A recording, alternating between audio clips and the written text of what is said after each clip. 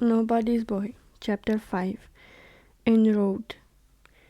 Because a man pays 40 francs for a child, that is not to say that he is a monster, and that he intends to eat the child. Vitalis had no desire to eat me, and although he bought children, he was not a bad man. I soon had proof of this. We had been walking in silence for some time. I heaved a sigh. "I know just how you feel," said Vitalis. "Cry all you want, but try to see that this is for your own good. Those people are not your parents. The wife has been good to you, and I know that you love her. That is why you feel so badly. But she could not keep you if the husband did not want you. And he may not be such a bad chap after all. He is ill and can't do any more and work.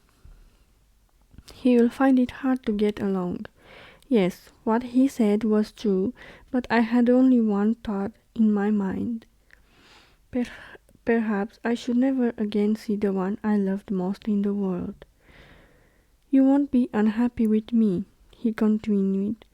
"It is better than being sent to the home, and let me tell you that you must not try to run away, because if you do, Capi and Zerbino would soon catch you."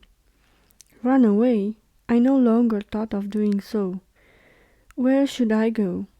This tall old man perhaps would be a kind master after all. I had never walked so far at a stretch. All around us were barren lands and hills, not beautiful like I had thought the world would be outside of my village. Vitalis walked with big regular strides, carrying Pretty Heart on his shoulder or in his bag, and the dogs trotted close to us. From time to time Vitalis said a word of friendship to them, sometimes in French, sometimes in a language that I do not understand. Neither he nor the animals seemed to get tired, but I was exhausted. I dragged my limbs along, and it was as much as I could to keep up with my new master. Yet I did not like to ask him to let me stop. "It's those wooden shoes that tire you," he said, looking down at me. "When we get to Ussel, I will buy you some shoes." These words gave me courage. I had always longed for a pair of shoes. The mayor's son and the innkeeper's son wore shoes, so that on Sunday when they came to church they seemed to slide down the stone as ice-lace, while we other country boys in our clogs made a deafening noise. "Is you sell far?" "Ah, that comes from your heart," said Vitalis, laughing. "So you want to have a pair of shoes, do you? Well, I'll promise you them, and with big nails too. And I'll buy you some velvet pants, and a vest, and a hat. That will make you dry your tears, I hope, and give you legs to do the next 6 miles. Shoes with nails. I was overcome with pride. I was grand enough to have shoes, but shoes with nails. I forgot my grief. Shoes with nails, velvet, pants, a vest, a hat. Oh, if Mother Barberin could see me, how happy she would be, how proud of me. But in spite of the promise that I should have shoes and velvet pants at the end of the 6 miles, it seems impossible that I could cover the distance. The sky, which had been blue when we started, was now filled with grey clouds, and soon a fine rain commenced to fall. Vitalis was covered well enough with his sheepskin, and he was able to shelter Pretty Heart, who at the first drop of rain had promptly retired into his hiding place. But the dogs and I had nothing to cover us, and soon we were drenched to the skin. The dogs from time to time could shake themselves, but I was unable to employ these natural means, and I had to tramp along under my water-soaked, heavy garments, which chilled me. "Do you catch cold easily?" asked my new master. "I don't know. I don't remember ever having a cold." "That's good. So there is something in you. But I don't want to have it worse for you than we are obligated. There is a village a little farther on, and we'll sleep there." There was no inn in this village, and no one wanted to take into their homes an old beggar who dragged along with him a child and 3 dogs soaked to the skin. "No lodgings here," they said, and they shut the door in our faces. We went from one house to another, but all refused to admit us.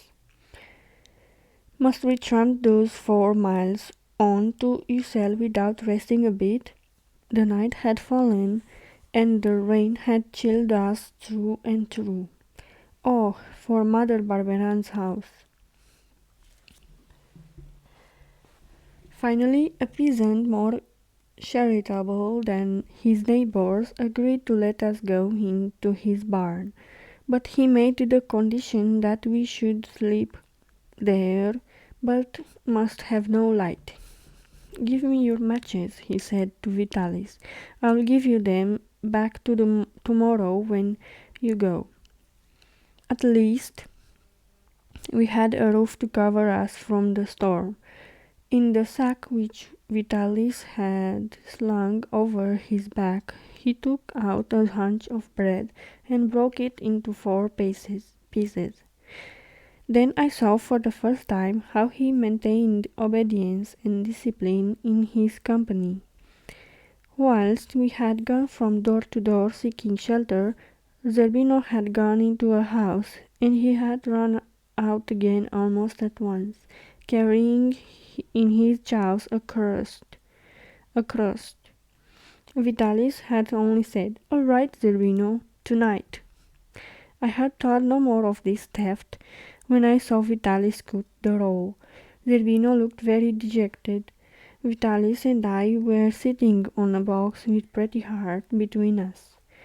The 3 dogs stood in a row before us, Capi and Dulcie with their eyes fixed on their masters. Zerbino stood with drooping ears and tail between his legs. "The thief must leave the ranks and go into a corner," said Vitalis in a tone of command. "He'll go to sleep without his supper." Zerbino left his place and in zigzag went over to the corner that Vitalis indicated with his finger.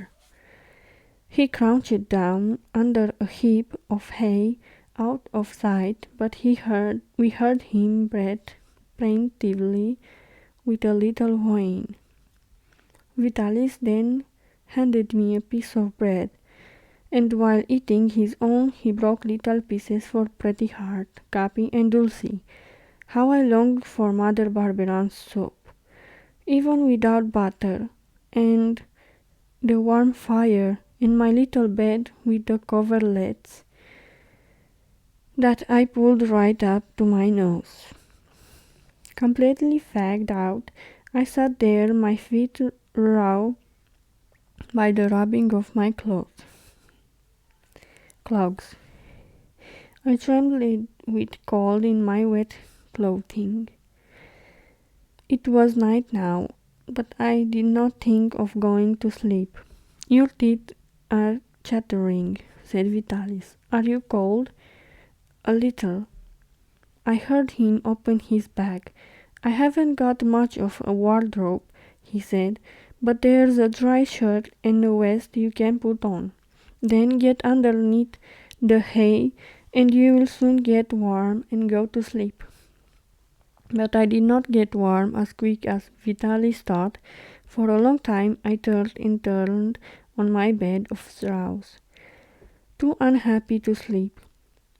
All dull my days with cold and only a piece of dry bread for supper, no one to love me, no one to cuddle me, no Mother Barbara. My heart was very sad. The tears rolled down my cheeks. Then I felt a warm breath pass over my face. I stretched out my hand and my finger touched Capi's woolly coat. He had come softly to me, stepping cautiously on the straw, and he smelt me. He sniffed gently, his breath ran over my cheek and in my hair. What did he want? Presently he laid down on the straw quite close to me, and very gently he commenced to lick my hand. Touched by his caress, I sat up on my straw bed and, throwing my arms quickly, put his paw in my hand and remained quite still. I forgot my fatigue and my sorrows. I was no longer alone. I had a friend.